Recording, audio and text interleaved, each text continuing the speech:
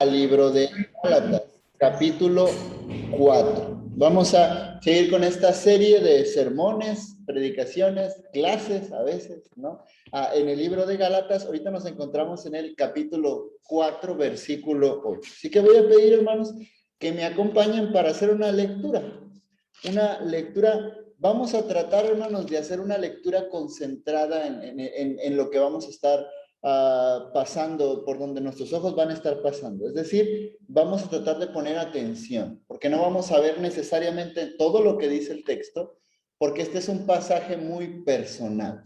Pablo escribiéndole muy personalmente a los Gálatas. Y voy a pedir, hermanos, para esto, vamos a leerlo alternadamente. Iniciamos Gálatas capítulo 4, iniciamos en el 8, terminamos en el 20. Vamos a iniciar alternadamente, uno ustedes, uno yo, y nos unimos en el versículo 20. Iniciamos.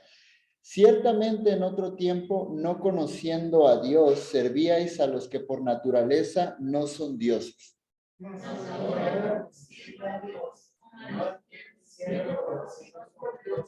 ¿Cómo es que os volvéis de nuevo a los débiles y pobres, a los cuales guardáis los días, los meses, los tiempos y los años?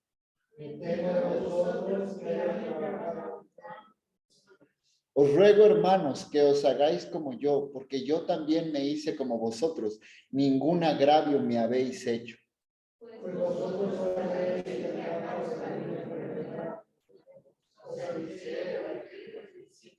y no me despreciasteis ni desechasteis por la prueba que tenía en mi cuerpo. Antes bien me recibisteis como un ángel de Dios, como a Cristo Jesús.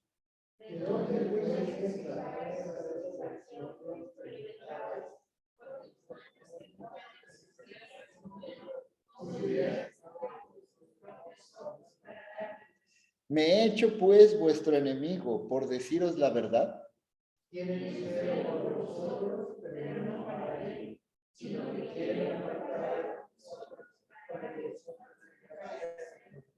Bueno es mostrar celo en lo bueno siempre, y no solamente cuando estoy presente con vosotros.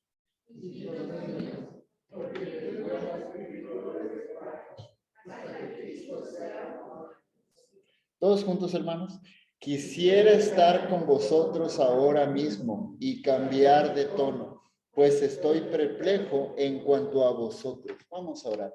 Señor, te damos gracias por este tiempo. Padre, nos permites abrir tu palabra, nos permites disfrutar de la lectura, Señor, pública de tu palabra y también en lo privado, Señor. Y ahora en esta tarde que toca, Señor, seguir estudiando el libro de Gálatas, yo ruego que nos ayude, Padre, no quiero atiborrar de información a mis hermanos, Señor, tampoco quiero irme a lo pragmático. Señor, ayúdame a ser sabio, Padre, en lo que voy a decir de tu palabra, ayúdame a hablar honestamente acerca de lo que ella está expresando, ella está diciendo, Padre. Hable, Padre, a los corazones de mis hermanos, hable a mi propio corazón, Señor, y use, Padre, su palabra en esta noche, Señor. Gracias porque nos permites el privilegio de estar en este lugar, Señor, y de comprender y, Padre, de analizar más y más para nuestra vida personal propia, Señor, el Evangelio de Cristo. Gracias por este tiempo, en nombre de tu Hijo amado Cristo Jesús. Amén. Amén.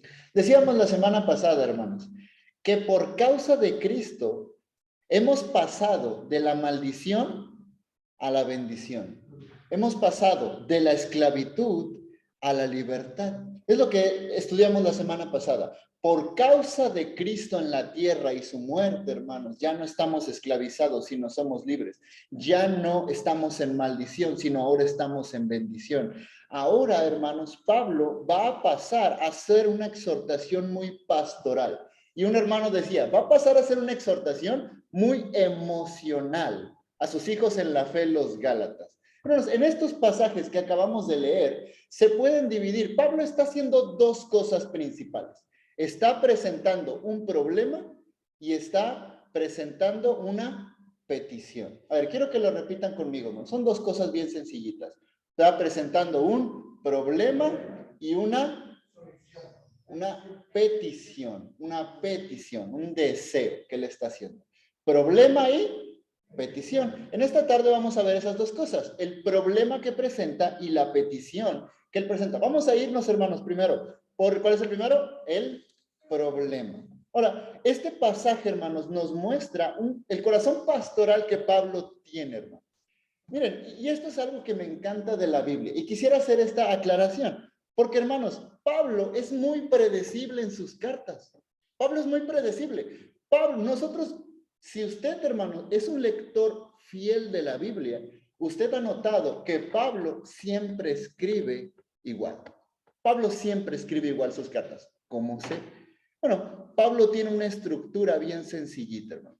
Pablo inicia con la doctrina y luego pasa a la aplicación. Pasa de la teoría, un montón de información, y luego de inmediatamente, después de hablar de la doctrina, de la teoría, pasa a la práctica. ¿Se da cuenta? Si usted es un lector de la Biblia fiel, usted se ha dado cuenta de eso. Primero Pablo acerca de la teoría y luego la práctica. Como que uno conoce a Pablo, hermanos. Y eso es lo que me gusta muchas veces de la Biblia. Ella es tan personal, hermanos. Cuando nos acercamos, hermanos, a la Biblia, podemos conocer al autor del universo, pero también conocemos, hermanos, a los autores humanos. Y no sé si a usted le pasa, hermanos, pero en mi caso, los autores y el gran autor del universo se ha ganado mi confianza, hermanos. Hay gente que dice, hermano, compruébame que la Biblia es la palabra de Dios. Y alguien decía, a esas personas hay que darles una Biblia y decirles, léela completa y después ven y dime si sigues pensando lo mismo. Hermanos, la confianza que tenemos en la Biblia no es a causa de los argumentos externos que alguien nos dio. La confianza que tenemos en la Biblia es porque la misma Biblia nos proporciona, hermanos, confianza, hermanos. Esto solamente es cuestión con leer los evangelios. Hermanos, ¿quién no? Esto lo mirábamos en la clase de lunes en evangelismo, en la clase de evangelismo. Hermanos, ¿quién no podría confiar en una persona como el Señor Jesucristo? Solamente póngase a pensar, leer los evangelios y leer acerca de este Jesús.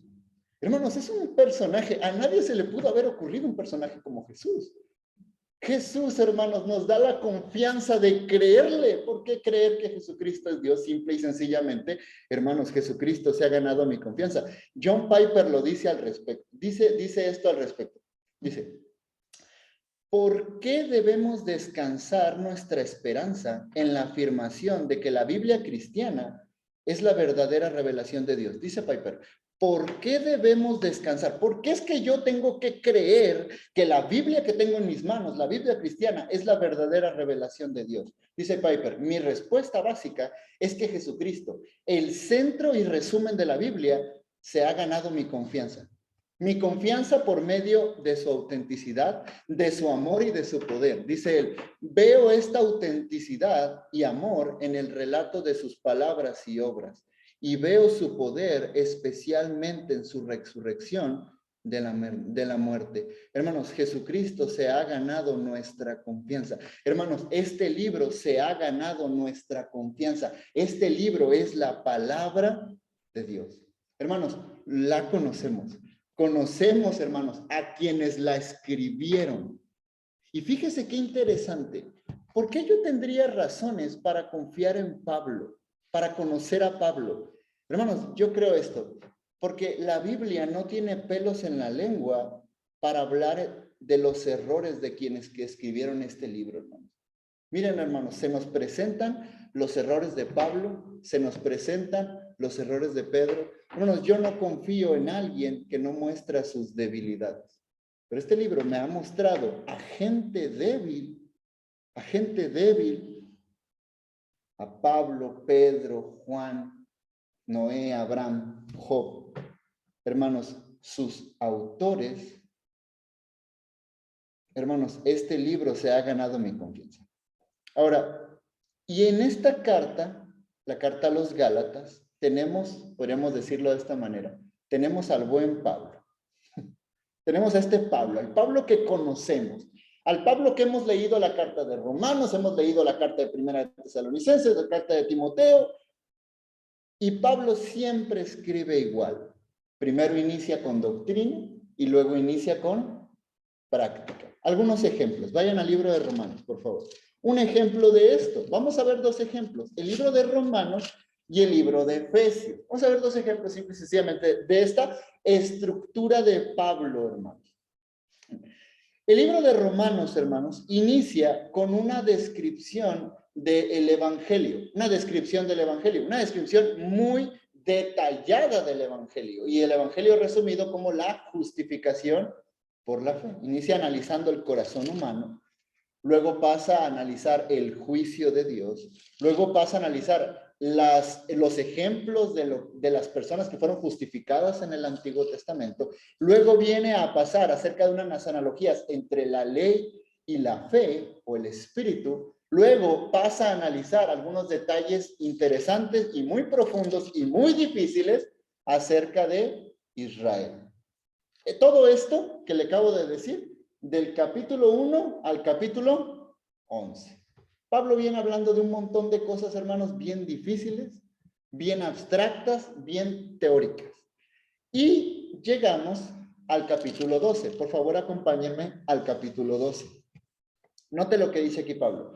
Así que, hermanos, os ruego por las misericordias de Dios que presentéis vuestros cuerpos en sacrificio vivo, santo, agradable a Dios, que es vuestro culto racional. ¿Qué está haciendo Pablo? Pablo está diciendo, hermanos, por todo lo que les dije anteriormente, por todas esas misericordias, porque teníamos un corazón depravado, pero ese Dios decidió justificar al impío, hermanos, sin ser el impío. Por todo eso, sacrifiquen su cuerpo, muestren su cuerpo, presenten su cuerpo en sacrificio vivo. Y ahí vienen que a partir del capítulo 12 hasta que termina la carta, mandamiento tras mandamiento, mandamiento tras mandamiento.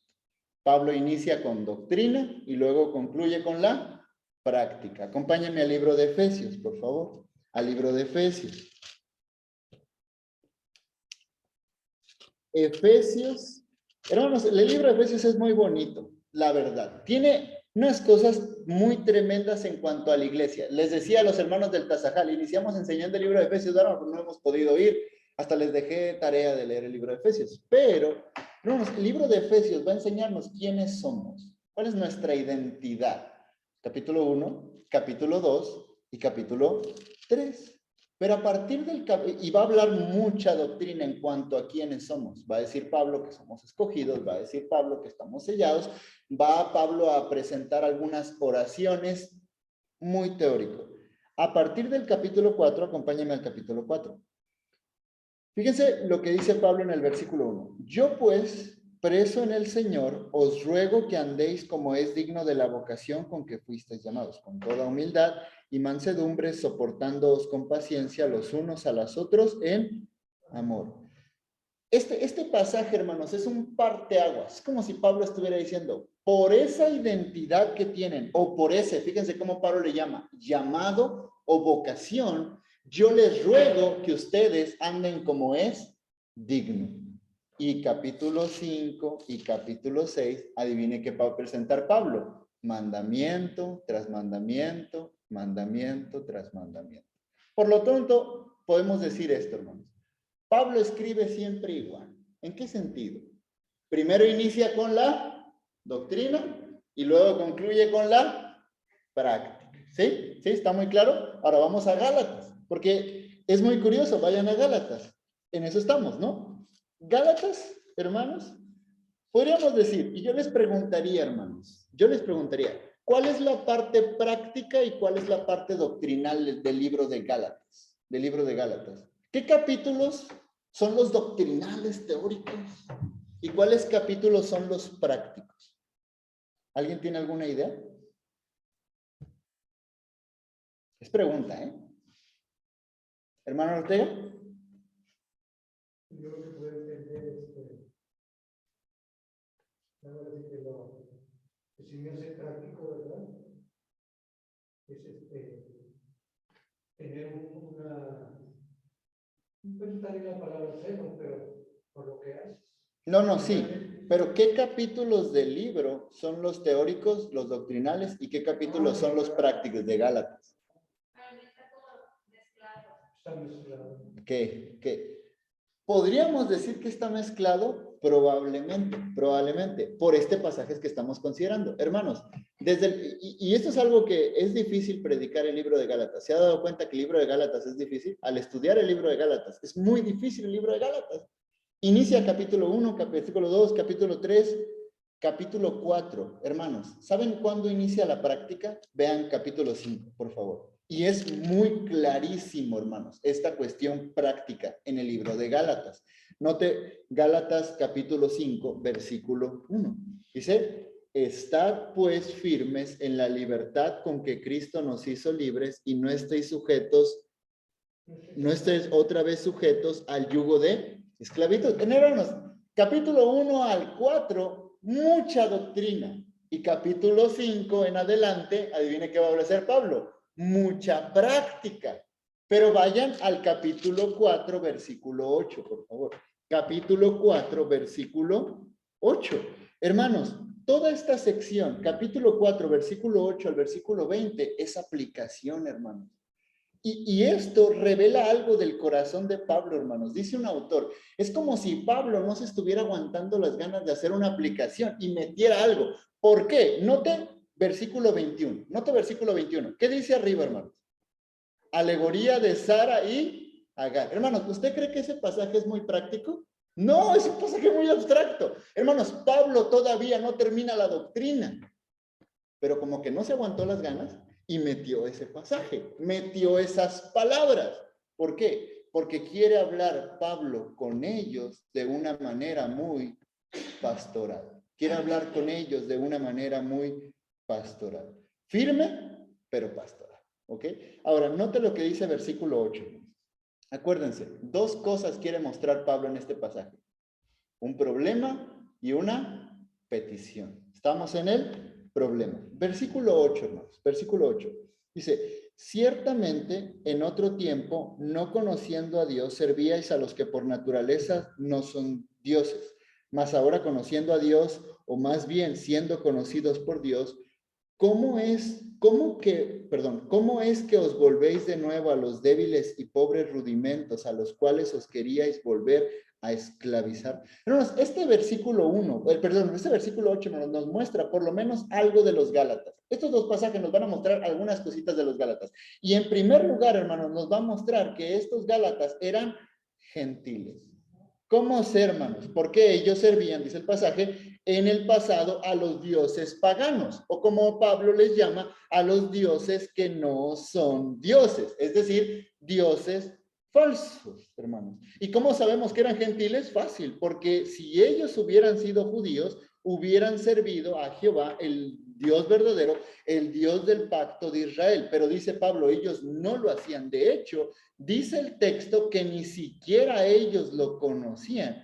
Y es interesante el juego de palabras que Pablo usa aquí. Note versículo 1. Ciertamente en otro tiempo, no conociendo a Dios, Dios con mayúsculas, el Dios de Israel, el Dios verdadero.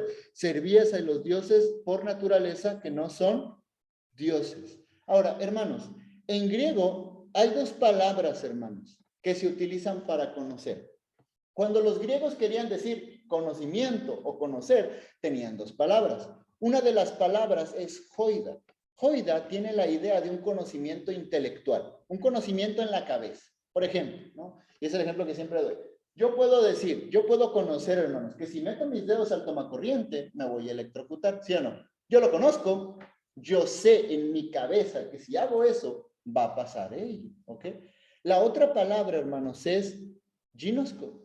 Este tipo de conocimiento, hermanos, hablaba de un conocimiento experimental. Un conocimiento experimental. Un conocimiento, ahora sí, ¿no? ¿Cómo sé que si meto mis dedos al tomacorriente me voy a electrocutar? Es porque metí mis dedos al tomacorriente y me electrocuté.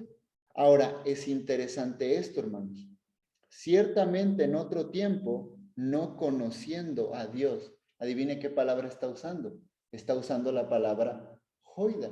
¿Qué significa esto? Hermanos, estos Gálatas, antes de conocer al Dios verdadero, antes de venir a la salvación, ni siquiera habían conocido intelectualmente a Dios. No conocían a Jehová, el Dios de los hebreos.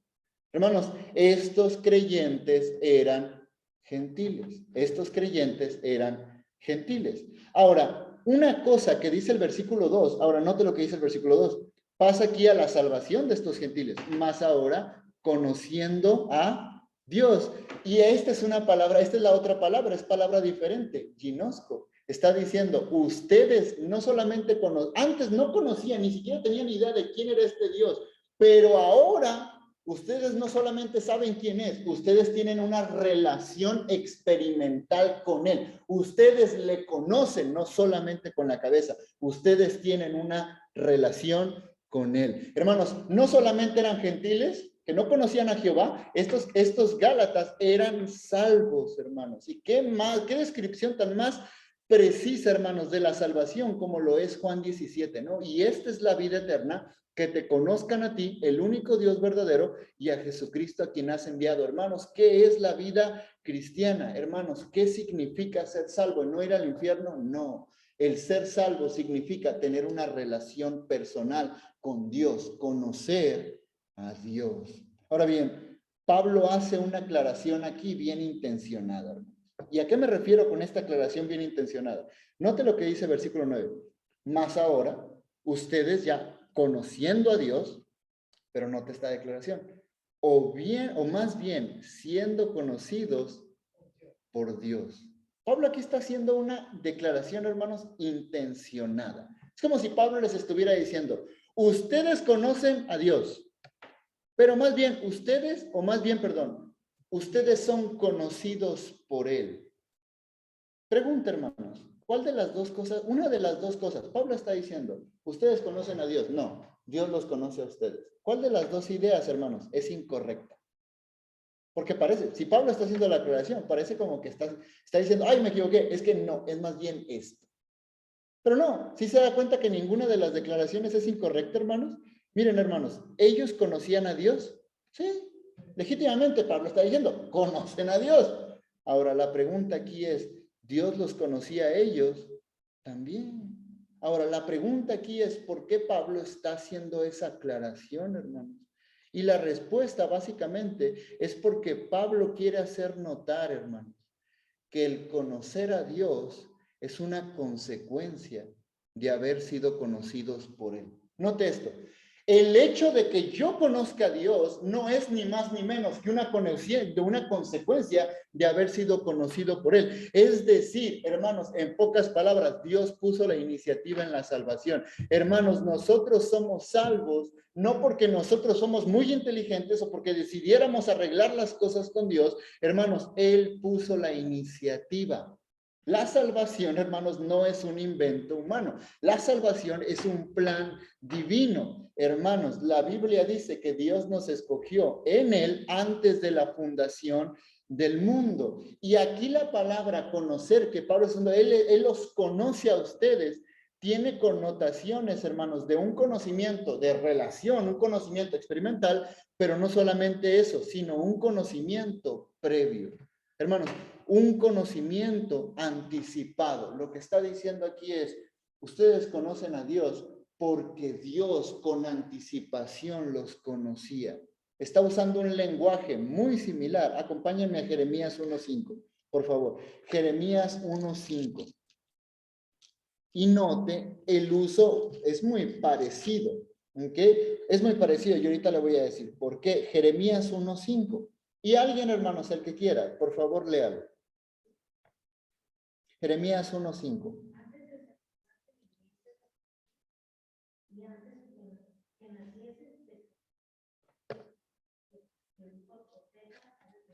Dios está hablando con el profeta Jeremías, diciendo, yo antes de que nacieses te conocí. Y aquí la pregunta, hermanos, más común es, bueno, ¿qué Dios no conocía también a los demás israelitas? Bueno, aquí te voy a decir, bueno, Dios te conoce, Dios te conoce como argentino, ¿no? Dios te conoce, Dios te conoce.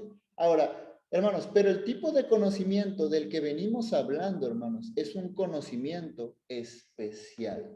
No es un conocimiento de, oh, yo sé quién eres. No. Este tipo de conocimiento, hermanos, va más allá de la idea de que Dios conoce a todas personas antes de nacer, hermanos. El tipo de conocimiento que se delimita aquí, hermanos, es un conocimiento en el sentido de elección. Jeremías fue elegido, conocido por Dios y elegido para una tarea en especial. Y está usando un lenguaje muy, muy similar. Hermana Jazmín.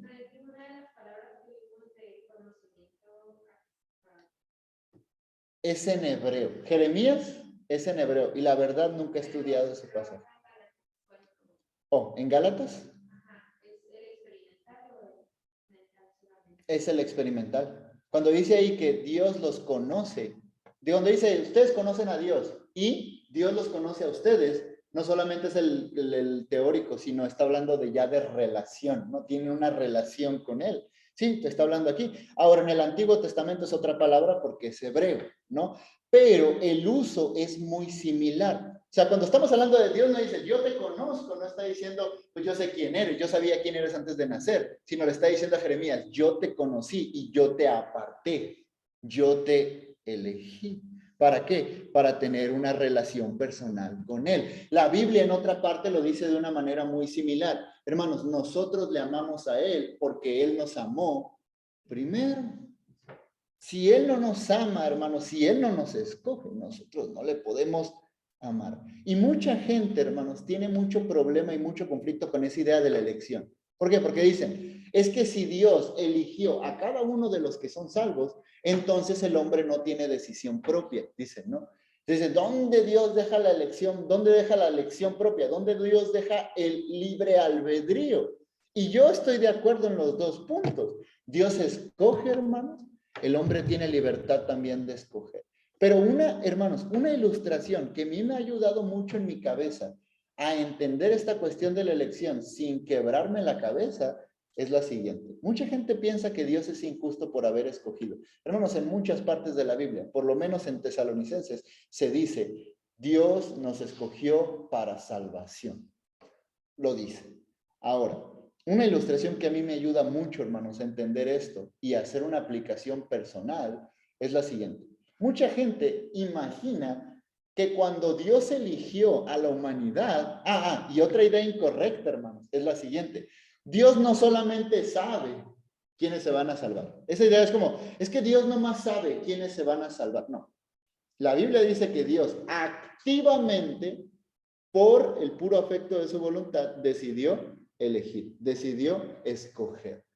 Y sacan la conclusión de Primera de Pedro, donde usa el término presciencia, pero no se está refiriendo a eso. ¿Ok?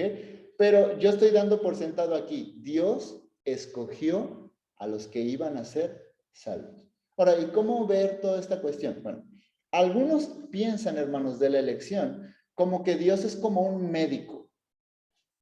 No, imagínense que hubo un choque, hermano, en algún punto de la ciudad. Un montón de gente herida, mal herida, que está a punto de morir, y llega un doctor al lugar, ¿no? Llega un doctor, y el doctor tiene un montón de equipo para salvar a todos, a todos. Y el doctor dice, pues tú vas a vivir, tú no. A ti te quiero salvar, pues me caes bien, a ti no. Tú sí, tú no. Tú sí, tú no. Tú sí, tú no. Mucha gente se imagina la lección así, como Dios diciendo, pues este me gusta, este sí, este no, este sí, este no, este sí, este no, este sí, no. Pero no fue así, hermanos. ¿Por qué? Porque en un accidente, hermanos, todos son inocentes. Básicamente, las personas que el enfermero o el doctor está escogiendo son personas inocentes. Pero en realidad la Biblia nunca presenta que Dios escogió a gente inocente. La elección, hermanos, se muestra no en un accidente, se presenta en un juzgado, en un lugar donde están condenando a las personas más malas, a las personas que están ya para morir. Y llega un abogado y por amor dice, yo a él lo quiero, yo a él lo quiero, yo a él lo quiero, yo a él lo quiero. Hermanos, la cuestión es esta. Dios no es malo como para decir, es que Dios, pobrecito, ¿por qué a ellos no y a nosotros sí? Hermanos, no me debiera, como decía el hermano José el otro día, no me debiera preocupar por qué a los otros no y por qué a mí, sino me debiera preocupar por qué a mí, si yo era parte de los condenados. Ese es el punto. Dios no llegó a un accidente, Dios llegó a un juzgado. Y hermanos, gloria a Dios. Dios abrió nuestros ojos para creer en el Evangelio Santo y eso fue porque Él decidió, hermanos, a pesar de que nos conocía. Y esa es la idea de la palabra presciencia, un conocimiento anticipado, pero un conocimiento profundo. Hermano, piense esto. Dios decidió escogerlo a usted a pesar de que sabía todo lo que es usted. Todos los pensamientos más profundos, más retorcidos, hermano. La cuestión es esta: ¿por qué yo? ¿Por qué yo? No tanto por qué no aquel. Hermanos, yo creo, hermanos, que Pablo nunca presenta la elección en la Biblia como un asunto académico. Pablo, hermanos, lo presenta como un asunto personal. Y si lo único que veo al estudiar la elección es un montón de conocimiento teórico, me estoy perdiendo de lo que Pablo está hablando acerca de eso. Esa es la cuestión. Si vamos a sacar algo acerca de este tema, Dios me conoce y por eso lo puedo conocer a Él, hermanos, es un gran privilegio. Ahora, el apóstol Pablo, hermanos, está usando esto que venimos diciendo de la elección. Yo conozco a Dios porque Él me conoció a mí primero. Y está poniendo este tipo de información delante de los ojos de los Gálatas para hacerles una pregunta muy específica. Note versículo 9, perdón. La pregunta dice: mas ahora conociendo a Dios, o más bien siendo conocidos por Él, ¿cómo es que os volvéis de nuevo a los débiles y pobres rudimentos, a los cuales os queréis volver a esclavizar? Quiero que note la frase, hermanos, que Pablo está usando. Volvéis de nuevo. ¿Sí se da cuenta de esa frase? Pablo está diciendo, o sea, si ustedes ya conocen a Dios, porque Dios ya los conoció, ¿por qué se quieren devolver? Hermanos, piensa esto. La palabra devolverse de nuevo, ¿está hablando de ir hacia adelante o está hablando de ir hacia atrás? De ir hacia atrás, ¿sí o no? Imagínense que yo nunca he ido a la casa de la hermana María Jesús. Yo nunca he ido a la casa de la hermana. Y le hablo de repente y le digo: hermana María Jesús, al rato vuelvo. ¿Tendría sentido? No. Yo voy a volver al lugar donde ya he estado antes, ¿no? Ahora, pero pregunta, hermanos, ¿los Gálatas eran judíos o eran gentiles? Eran gentiles. Ahora, ¿a qué se refiere Pablo cuando dice a los débiles y pobres rudimentos? ¿Sabe lo más probable que se esté refiriendo, hermanos? Es a la ley judía. ¿Cómo sé? Note el siguiente versículo, hermanos. Note el siguiente versículo. Guardáis los días, los meses y los tiempos. Y esto, hermanos, parece ser una referencia clara a los mandamientos de la ley, a los preceptos, a las ceremonias y celebraciones, tal como el guardar el sábado, un día, las lunas nuevas, una celebración, la Pascua, el Pentecostés, las fiestas de los tabernáculos y de las cosechas. Ahora, Pablo dice, ustedes se quieren devolver, pero hermanos, piensa esto, ¿devolverse a dónde? Porque si eran Gálatas gentiles, hermanos, pregunta, ¿ellos estaban antes sujetos al precepto de la ley? No, no. Y esa es la cuestión, eso es lo increíble, que Pablo está diciendo, se quieren devolver, y uno podría preguntarle a Pablo, pero si ellos ni conocían la ley, ¿y tú le estás diciendo que se van a devolver? Hermanos, la cuestión es esta. ¿Por qué Pablo les está diciendo que se van a devolver a la ley cuando ni siquiera antes conocían la ley, hermanos? ¿Saben por qué? ¿Se acuerdan que les dije cómo se usaba la palabra rudimento en el pasaje pasado? No se refería necesariamente a los preceptos de la ley, sino a lo que hay en el corazón naturalmente, hermanos. Y esto es la cuestión. El legalismo no es una cuestión de la ley judía. Hermanos, el legalismo es una cuestión del corazón. Hermanos, el hombre es religioso naturalmente. El hombre es religioso naturalmente. Hermanos, las personas a donde no ha llegado el judaísmo, donde no ha llegado el cristianismo, las personas tienen la tendencia a adorar. Pero ¿sabe cómo tienen la tendencia a adorar? Adorar en idolatría. Hermanos, las personas tienen corazones legalistas. Hay un hermano que dice, hermanos, todos tenemos un católico romano en el corazón. Todos somos legalistas en recuperación. Hermanos, nosotros por naturaleza nos esclavizamos a nuestro propio orgullo. Y Pablo les está diciendo, quieren devolverse, pero ahora de una manera muy diferente. Solamente estás escogiendo tu religión favorita. Ahora, quiero terminar con esto, hermanos. Hay algunas personas que se sienten confundidas, hermanos, por la cantidad enorme de religiones que hay en el mundo. Es que en el mundo hay un montón de religiones.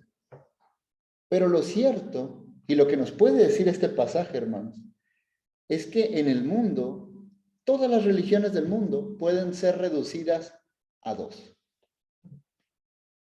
El cristianismo y todas las demás. Y yo sé que puede sonar muy arrogante. Hermano, pero ¿cómo que el cristianismo y todas las demás? Sí, hermano. Permítame explicar a lo que me refiero. Hermanos, cuando nosotros consideramos detenidamente, hermanos, todos los sistemas de creencia que hay hoy en el mercado religioso, que hay en el mundo para escoger entre todas las religiones, todas, hermanos, exceptuando el cristianismo, vemos que todas ellas se enfocan en el esfuerzo del hombre para llegar a Dios. Hermanos, las religiones humanas pretenden enseñarnos el camino a través del cual nosotros podemos ascender a Dios con nuestras buenas obras. Dicen los religiosos, si quieres tú llegar a Dios, debes hacer esto o aquello. Todo depende de lo bien que podamos llevar a cabo nuestros deberes morales y religiosos. Hermanos, pero cuando contrastamos todas esas religiones con el cristianismo, hermanos, con la fe cristiana, nosotros vemos que hay una diferencia, dicen hermanos, del cielo a la tierra. Hermanos, el cristianismo no se basa en lo que el hombre puede hacer para llegar a Dios, sino en lo que Dios ya ha hecho para llegar al hombre. Hermanos, eso es totalmente diferente. En otras palabras, en vez de mostrarnos al hombre ascendiendo hacia Dios por la escalera del esfuerzo humano, el cristianismo nos muestra a Dios descendiendo al hombre por gracia. Bueno, así como bien sabemos, gracia significa simple y sencillamente un regalo. Hermanos, la Biblia nos va a mostrar, y a lo mejor no me quiero extender, de hecho ya se me acabó el tiempo, hermanos. Solamente vamos a ver de las dos cosas de este texto, solamente vamos a ver una. El problema y la petición. Hermanos, ¿cuál es el problema? El querer devolverse, hermanos, a estar esclavizados naturalmente por nuestro propio orgullo. Hermanos, enorgullecernos es muy delicioso. De verdad, vivir como legalistas es muy delicioso, es muy satisfactorio. O sea, el que yo haga algo bien, hermano o hermana, y yo ser aplaudido es muy sabroso, pero no es el diseño de Dios para la obediencia, hermanos. Dios quiere que lo obedezca descansando en las promesas de Dios. Y una persona, no, bueno, pero en eso no hay satisfacción. Solamente un adelanto. Note lo que dice versículo 15.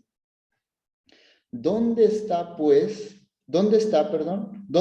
está esa satisfacción que experimentabas?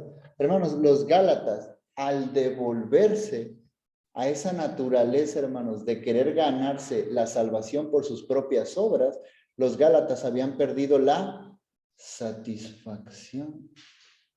Cosa muy contraria a lo que creemos, es que vivir como legalistas es más satisfactorio. Y eso es el error, hermanos, del pecado. El pecado promete satisfacción, pero la verdad es que el pecado quita satisfacción. Hermanos, yo nomás animo en esta tarde, simple y sencillamente, pensando en todo lo que dice el texto. Hermanos, disfrutemos de la obediencia a Dios. Disfrutemos de la obediencia a Dios.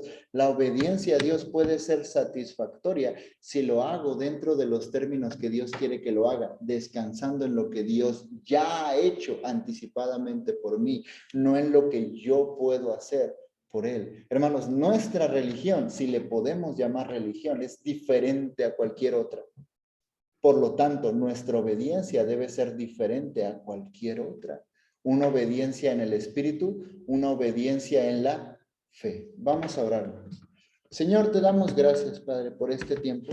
Padre, gracias por tu palabra. Señor, ayúdanos.